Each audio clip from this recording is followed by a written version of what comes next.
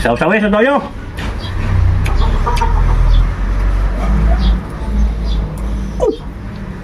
Kasarap.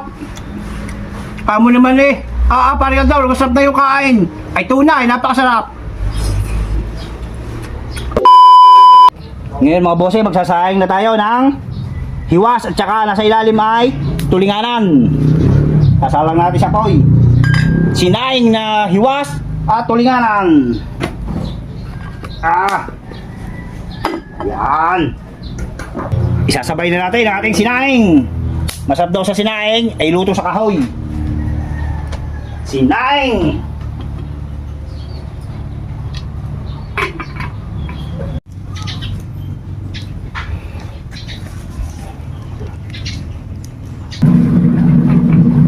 Luto natin sinaing, kaya hahaguin natin. Magsasalang naman tayo ng kawali. Magpiprito tayo ng tulinganan.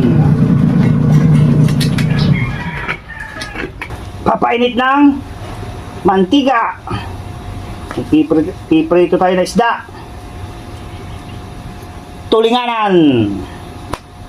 Mainit na ating kawali. Isasalang na natin ang ating tulinganan. 5 pirasong tulinganan. Isa, 2, 3, 4, 5. Napakasarap nito sa gulay. Luto na ating pritong tulinganan. Hahanguin na natin. Yan. Yan. Kita nyo mga bossing yan. Napakalutong tulinganan ni Paring Ador. Ngayon naman, habang maliit ang kawali, magsasalang tayo ng talong. Pritong talong. Oh, pwede nangangain ito mga bossing. Pag rin may sawsawang toyo manse na may sili, ay wari ikaw. Ay wala pang hindi na parami nyo kain pag ito ang pangulam. Meron tayo pritong isda, kinaing isda. Magugulay pa tayo mamaya na kibal. Hintay lang. Okay. Luto natin talong. Hanguin na. Marami ang kumain.